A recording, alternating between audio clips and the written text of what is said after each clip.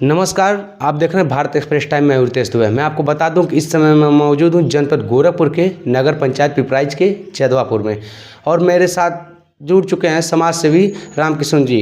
और मैं इनसे जानने की कोशिश करूंगा कि आज विभिन्न मुद्दों पर हम लोग चर्चा करेंगे। और सबसे पहले तो अभी बीते दिनों खाद के बारे में हम लोग चर्चा किया था। जी। तो खाद के लिए तो आप बताए थे, इसके लिए क्या उसका समाधान क्या हुआ अभी? समाधान ये है कि अभी कल की मैं बात बता रहा हूँ कि बेलवा से खाद लेने के लिए पेलाकांटा में लोग आए थे और मैंने पूछा कि खाद आपको कितने में मिली है, तो उन लोगों ने कहा 280 रुपये में। मैंने कहा क्यों, आपके सोसाइटी पे खाद उपलब्ध नहीं है? बोले कि भैया अगर खाद हमको उपलब्ध रहता तो फिर हम बेलाकांटा में क्यों आते, कि मैं 4 दिन से जो है चक्कर लगा रहा था, तो कहीं से जानकारी मिली है कि हमें खाद बेलाकांटा में उपलब्ध है, तो बेलाकांटा से लोग खाद ले जा रहे हैं। बड़ी समस्या है, सरकार जो है हर एंगल पे विफल है। किसानों के खाद के समय में खाद नहीं मिलेगी, बीज के समय बीज नहीं मिलेगी, उसके माल का जब बिक्री की बात आएगी तो वाजिब दाम नहीं मिलेगा। किसान पूरा प्रदेश का कहीं न कहीं हताश है, निराश है, शोषित है, और निश्चित रूप से सरकार पूरी तरह से इस मुद्दे पर विफल चल रही है। अभी ये कुछ दिन पहले सहतवार मलसभा का हुआ था धरना प्रदर्शन, किस मुद्दे को लेकर के धरना प्रदर्शन हुआ था? देखिए, स्वर्गीय केदारनाथ सिंह पिपराइच विधानसभा से 2 बार विधायक रहे।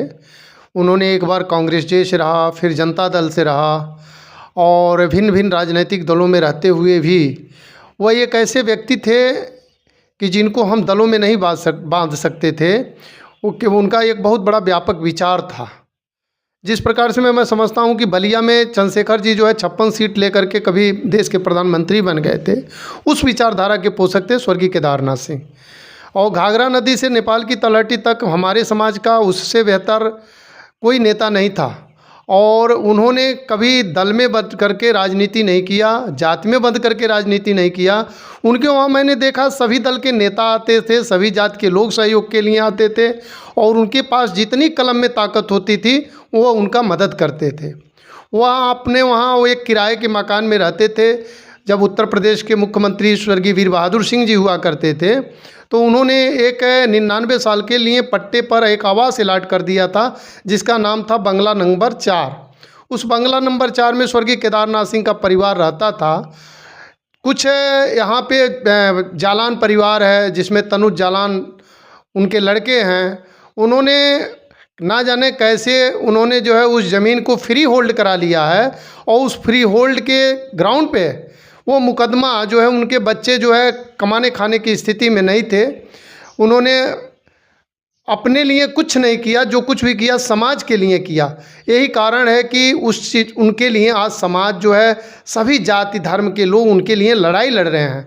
ऐसा नहीं था कि जो 25 तारीख का आंदोलन हुआ किसी एक पार्टी के लोग, वहाँ भारतीय जनता पार्टी के लोग उपस्थित थे, बीएसपी के लोग थे, सपा के लोग थे, मल सभा के लोग थे, यहाँ तक कि पटरी व्यवसायी संघ के लोग थे, तमाम संगठन के लोग, किसान संगठन के लोग वहाँ पे उपस्थित थे।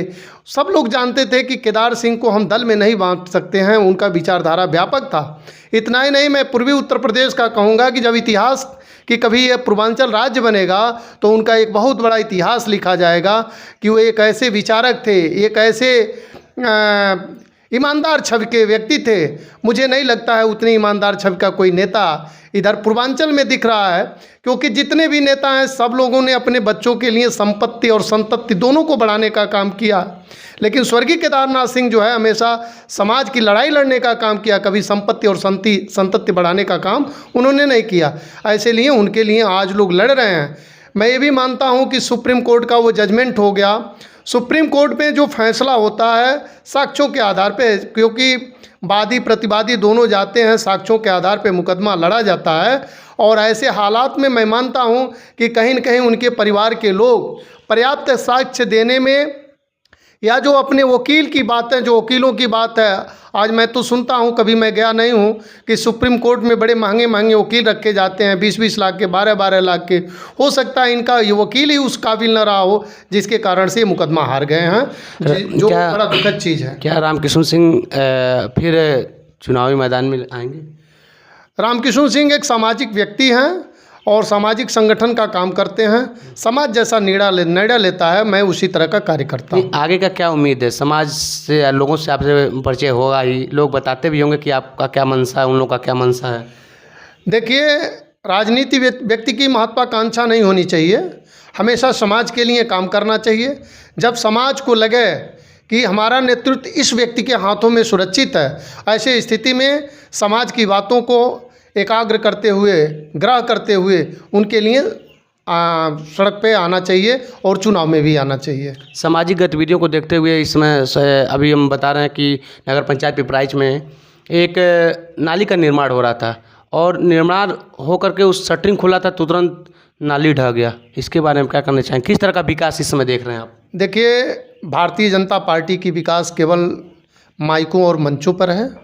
भारतीय जनता पार्टी में भ्रष्टाचार एक सिस्टम बन गया है, चाहे वो थाना हो, तहसील हो, ब्लॉक हो। अगर इसको आप लोग मीडिया के साथी हैं, अगर अखबार भी पढ़ते होंगे तो या आपके चैनल के माध्यम से बहुत सारी घटनाएं होती हैं कि इनका लेखपाल रिश्वत लेते हुए पकड़ा जा रहा है, इनका तहसीलदार रिश्वत लेते हुए पकड़ा जा रहा है, इनका मैं तो पिपराइच में एक महिला दरोगा को रिश्वत लेते हुए इसी बेला कांटा में पकड़ी गई। यानी ये जारी साबित होता है कि रिश्वत का खेल जारी है, तभी तो लोग रिश्वत में पकड़े जा रहे हैं। अगर रिश्वत का खेल जारी ना होता तो रिश्वत में लोग पकड़े नहीं जाते। रिश्वत से सरकार का क्या ताल्लुक है? रिश्वत का सरकार निरंकुश है, सरकार विफल है, सरकार का अंकुश नहीं है। अगर सरकारों का अधिकारियों और कर्मचारियों में भय होता तो किसी की हिम्मत है रिश्वत लेता? मैं तो नहीं मानता हूँ। योगी जी कहते हैं कि जीरो टॉलरेंस की सरकार है, अपराधी बाहर चले गए हैं, अपराधी यूपी छोड़ दिए हैं। अभी कल की घटना मैं बता रहा हूँ कि पिपराइच थाने में जो है क्या बोलता है, ये क्या नाम है, पशु तस्कर, एक नीट का तैयारी करने वाला लड़के को जो इस देश का भविष्य था, उसको गोली मार करके हत्या कर दी गई इसी पिपराइच थाने के अंतर्गत। मैं कैसे देखूं कि जीरो टॉलरेंस है? कहीं न कहीं भ्रष्टाचार सिस्टम है और उस सिस्टम में इनके जो अधिकारी कर्मचारी हैं वो लिप्त हैं। अगर ये पिकेट पे ड्यूटी करते तो मैं तो नहीं समझता हूँ कि कैसे एक जो है अपराधी गाड़ी लेकर के भाग जाएगा। उस हल्के का पिकेट का दरोगा कहाँ था? उस हल्के का पिकेट का सिपाही कहाँ था? थानेदार कहाँ पे सो रहा था? ये कहीं न कहीं संदेह है भाई सरकार पे। और निश्चित रूप से अगर इस तरह की गतिविधियां रहीं तो जनता ने मन बना लिया है, 2027 में इनको उखाड़ करके फेंक देगा। बने रहिए भारत एक्सप्रेस के लिए। रितेश दुबे।